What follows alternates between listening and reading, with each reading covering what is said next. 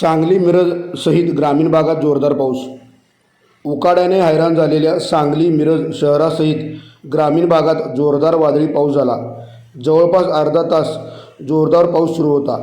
अचानक पडलेल्या पावसामुळे जनजीवन विस्कळीत झाले. मात्र उकाड्याने हैराण झालेल्या नागरिकांना या पावसामुळे थोडा दिलासा मिळाला. तर अनेक ठिकाणी या वादळी पावसामुळे झाडं उन्मळून पडली आहेत.